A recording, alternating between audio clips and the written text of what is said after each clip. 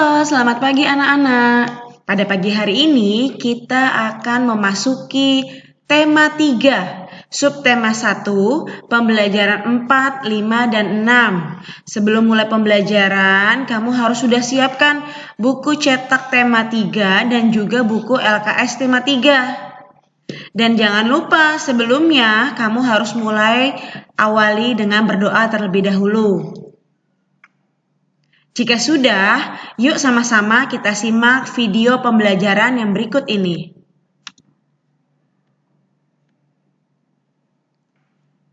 Pelajaran yang pertama adalah IPS. Nomor 1. Pada tahun 1879, Thomas Alva Edison berhasil menciptakan sebuah penemuan penting dalam sejarah umat manusia, yaitu menemukan bola lampu pijar. Yang kedua, pada saat menemukan bola lampu pijar ini, Thomas Alva Edison telah mengalami kegagalan sebanyak 9.998 kali. Baru pada percobaan ke-9.999, dia berhasil dan sukses menciptakan lampu pijar yang benar-benar menyala dengan terangnya. Ketiga, Edison memiliki rasa ingin tahu dan semangat meneliti yang besar. Ia juga seorang pekerja keras, sangat senang mempelajari sesuatu dengan membaca buku. Nah, dengan kerja keras dan sikap pantang menyerahnya itu, Edison mampu menciptakan penemuan besar yang mengubah dunia. Wah, apa jadinya ya kalau saat ini kita tidak memiliki penerangan seperti lampu dan hanya memanfaatkan sinar matahari pada siang hari. Kalau pada malam hari kita mau ke toilet bagaimana? Gelap pastinya ya. Masih lanjut pelajaran IPS yang keempat. Orang zaman dahulu membuat penerangan pada malam hari dengan cara menggosok-gosokkan batu hingga mengeluarkan percikan api. Nah, percikan api ini digunakan untuk membakar kayu guna membuat penerangan. Kelima, peradaban manusia pun semakin maju dengan ditemukannya bahan bakar minyak untuk menyalakan lampu obor yang terbuat dari kayu ataupun bambu. 6. Selain sebagai penerangan, lampu pijar dapat dimanfaatkan juga antara lain sebagai berikut. Yang pertama, untuk memanaskan kandang ayam sehingga membantu proses penetasan telur ayam. Yang kedua, sebagai penerangan kandang burung puyuh supaya bisa menambah bobot tubuhnya dan membentuk daging lebih cepat.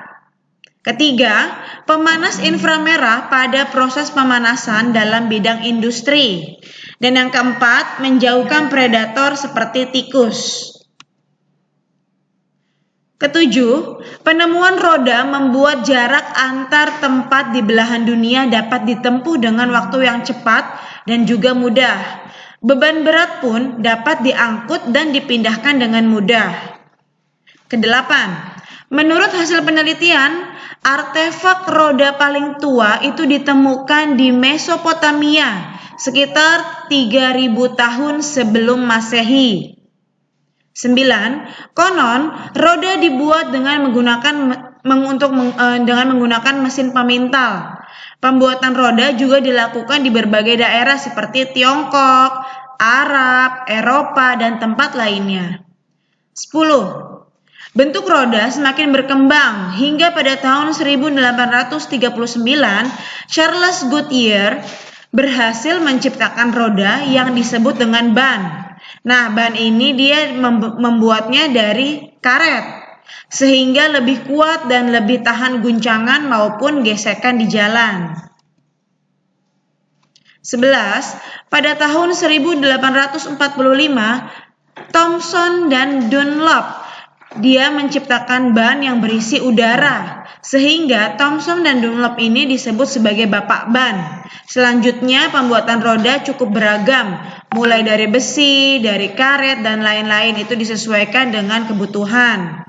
12. Dengan perkembangan teknologi, Charles Kingston Welch menemukan ban dalam Sementara William Erskine Bartlett ini menemukan ban luar.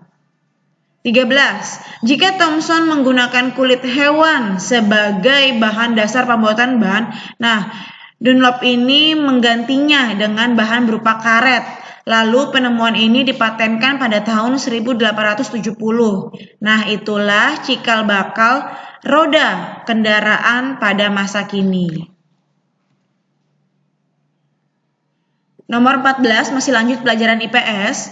Baterai awalnya ditemukan oleh seorang ilmuwan yang bernama Alessandro Volta pada tahun 1800. 15. Alessandro Volta lahir di Como, Italia pada tanggal 8 Februari 1745. Volta juga membuat penemuan penting lainnya dalam bidang pneumatik serta meteorologi dan elektrostatistika. 16. Selanjutnya ada tokoh yang bernama Luigi Galvani.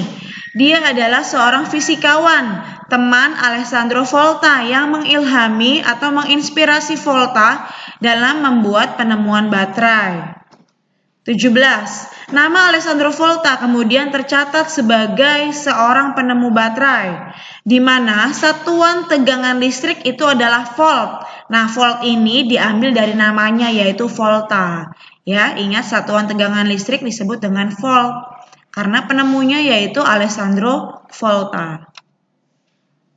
Setelah pelajaran IPS, kita lanjut ke pelajaran PPKN. Kita akan membahas tentang hak dan tanggung jawab. Nomor 1, pengertian hak adalah segala sesuatu yang harus kita terima. Kemudian yang kedua, pengertian kewajiban. Kewajiban adalah segala sesuatu yang seharusnya kita lakukan atau kita kerjakan. Ketiga, tanggung jawab. Pengertian dari tanggung jawab adalah kesadaran diri manusia terhadap semua tingkah laku dan perbuatan, baik yang disengaja maupun tidak disengaja. Jadi tanggung jawab itu kita harus dengan sadar mengakui, kemudian melakukan dengan kesadaran diri terhadap semua tingkah laku kita ya. Kemudian yang keempat, contoh hak seseorang. Contoh haknya di sini adalah seorang anak ya di rumah. Yang pertama, mendapat kasih sayang orang tua. Yang kedua, memperoleh pendidikan dan sarana kesehatan. Yang ketiga, mendapat makanan, minuman, dan pakaian. Yang keempat, mendapat perlindungan dari orang tua. Itu adalah contoh hak anak di rumah. Yang kelima, ada contoh kewajiban. Tadi hak, sekarang kewajiban anak di rumah. Pertama, kewajiban seorang anak itu adalah membantu orang tua. Yang kedua, menjaga kebersihan rumah. Yang ketiga, mendengarkan dan melaksanakan nasihat orang tua. Yang keempat, menghormati dan menghargai orang tua serta seluruh anggota keluarga.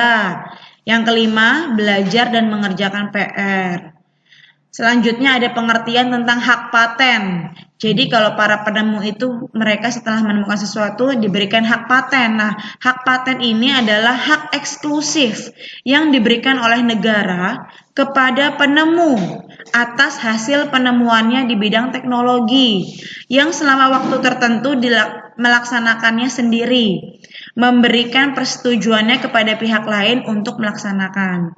Ini sesuai kalau di Indonesia sesuai dengan Undang-Undang RI nomor 14 tahun 2001, pasal 1 ayat 1. Selanjutnya ada pelajaran SBDP. Yang pertama, lagu daerah memiliki keunikan yang dapat dilihat dari isi syairnya ya. Jelas dari bahasanya sudah berbeda. Dari bahasanya namanya lagu daerah pasti menggunakan daerah tersebut. Kemudian tangga nadanya dan iramanya. Kedua, pengertian interval nada adalah jarak antara nada yang satu dengan nada yang lainnya. Yang ketiga, ada lagu Kampuang Nanjau di Mato. Ini berasal dari daerah Sumatera Barat. Ada lagu Ampar-Ampar Pisang, berasal dari Kalimantan Selatan. Kemudian ada lagu Cik Cik Periuk, berasal dari Kalimantan Barat. Nah, anak-anakku sekalian, baru saja telah kita simak bersama-sama video pembelajaran pada hari ini, yaitu kita telah mempelajari tema 3, subtema 1, pembelajaran 4, 5, dan 6. Semoga kalian semua bisa dipahamkan atas penjelasan pada pagi hari ini. Jangan lupa tetap semangat belajar dan jaga kondisi tubuh supaya tetap sehat. Sampai jumpa lagi di video pembelajaran berikutnya.